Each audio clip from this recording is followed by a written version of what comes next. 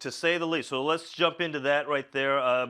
Most notably, the situation surrounding Derrick Rose, a no-show, and for a while there, a lot of people in the Knicks organization, understandably, were concerned, even scared, because of no sight, no sound from Derrick Rose. It turns out they're saying anyway that he had to fly back to Chicago for a family issue.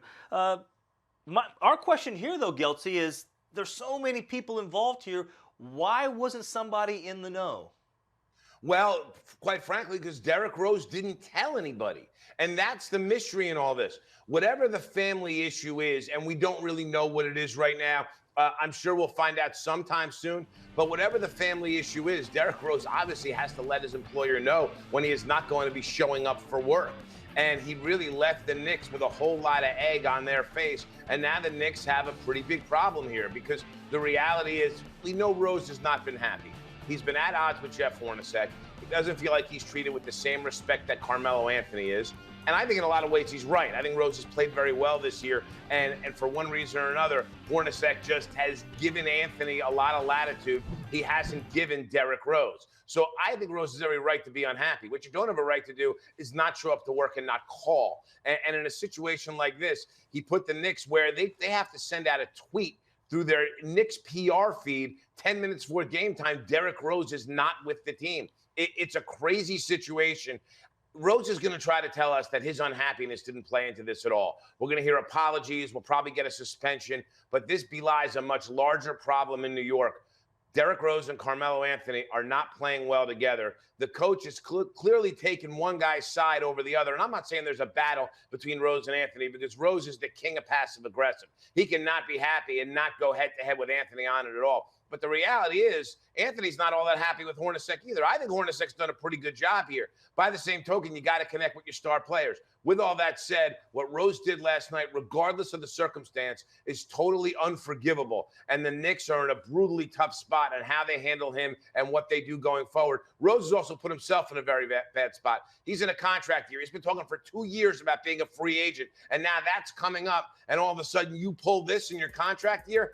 I don't know. Derrick Rose has got a lot of explaining to do. Yeah, and without him last night, they were a no-show on the court against the Pelicans. Carmelo Anthony, by the way, gets ejected. Kyle O'Quinn, he's ejected for a flagrant foul on Anthony Davis. What are your thoughts on outside of Rose, what else is going on here with this particular franchise? They've lost 8 of 9. They had a great win over the weekend on the road in Milwaukee on Friday night. And that's part of the crux of Rose's unhappiness, by the way, where he sat a stretch run in a game that he was playing pretty well in favor of undrafted free agent Ron Baker. And then the following night in Indiana, Rose didn't play down the stretch either and wasn't very happy. So you have a lot of unhappy players. You have a very poor defensive basketball team. You have Kurt Rambis as your defensive coordinator doing, to be frank, an awful job, just an awful job. So this team is a sinking ship right now. And to have Rose in a situation like this essentially jump off a sinking ship doesn't bode well for the Knicks. Anthony is obviously extremely frustrated. But to be frank about Carmelo Anthony, who's a guy, Michael, I've always defended, he hasn't bought in here either. And if he's not going to buy into what this coach is selling, this is a pretty good NBA coach. You do wonder, when's Anthony ever going to buy into what somebody's doing?